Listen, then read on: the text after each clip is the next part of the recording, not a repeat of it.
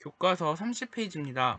광무개혁에 대해서 배울 차례인데 광무개혁에 대해서 조금 필기를 하도록 하겠습니다. 이것은 무엇이냐?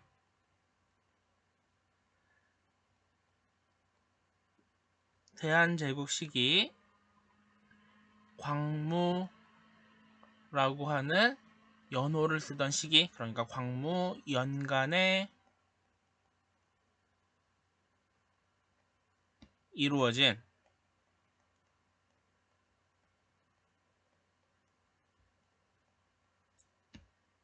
지배층 중심의 보수적인 개혁이었다.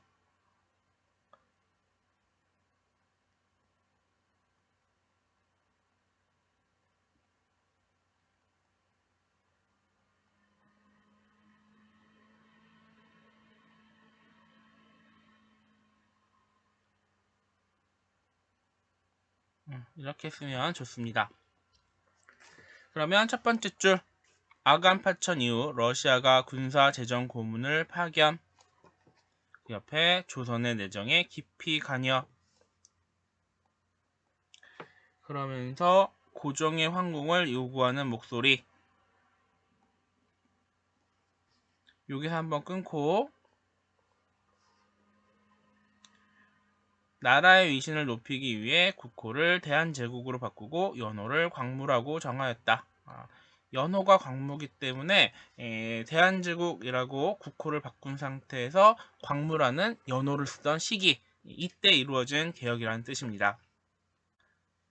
그리고 한 줄 밑에 옛 제도를 근본으로 하고 새로운 제도를 참작한다는 구본신참의 원칙에 따라 광무개혁을 단행하였다.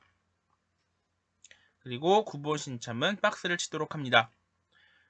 광무개혁이 지배층 중심의 보수적인 성격을 가지고 있었다라는 것을 잘 보여주는 원칙이죠. 옆에 대한제국 국제를 반포하여 대한제국이 자주독립국가임을 밝히고, 여기서 한번 끊고 군사권, 외교권, 사법권 등 모든 권한을 황제에게 집중. 이 대한국 국제에 박스를 친 다음에 이거는 흠정헌법 이렇게 쓰세요. 헌법이랑 거의 같은데 국민의 대표가 만든 것이 아니라 황제가 만들어서 내려준 것이다. 그래서 흠정이라는 단어를 쓴다고 했습니다. 이 광무개혁을 하는 목적은 두 가지인데, 하나는 대한제국이 자주독립국가임을 알리기 위해, 이게 목적 1이에요. 그리고 옆에 군사권, 외교권, 사법권 등 모든 권한을 황제에게 집중이라고 하는 목적 2인데, 이게 바로 황제권 강화죠.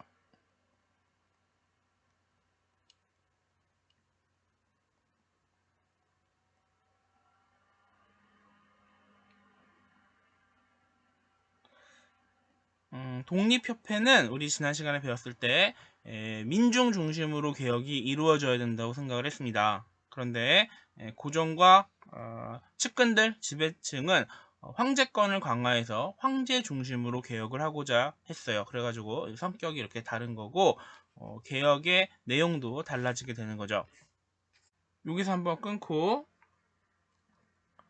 첫 번째 군사 분야가 나옵니다. 군사력을 강화하기 위해 군제를 개편, 그 옆에 중앙군의 수를 크게 늘리고 지방 주요 도시에 군대를 주둔. 여기에다가 1번 군사라고 쓰세요. 군사 분야. 그리고 이제 31쪽으로 넘어갑니다.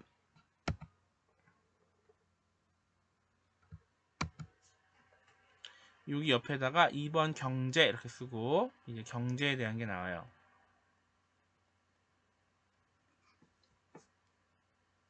첫 번째 줄 전국의 토지를 측량, 이게 기역이라고 쓰고 양전이라고 씁니다. 이게 양전이에요. 토지를 측량하는 거. 토지조사 일종의. 옆에 근대적 토지 소유권을 확립하기 위해 지계를 발급, 지계에 동그라미를 치고 이거는 바로 양전 사업 이후에 실시했던 지계 사업이죠.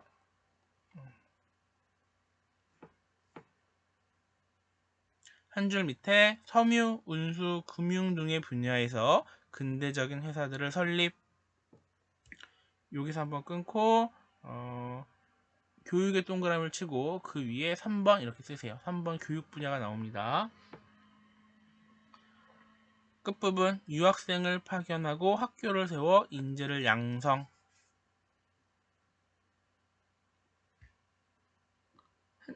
그리고 밑에 네 줄이 있는데 이 네 줄을 묶은 다음에 의와 한계 이렇게 쓰세요. 의 그리고 한계가 되는데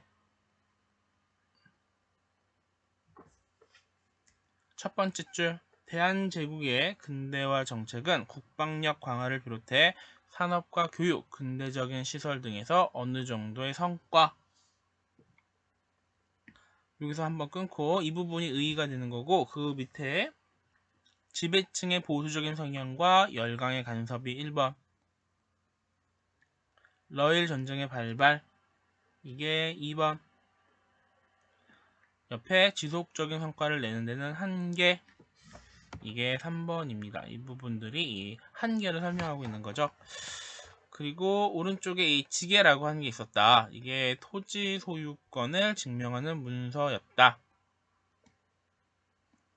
여기에서 마치도록 할게요.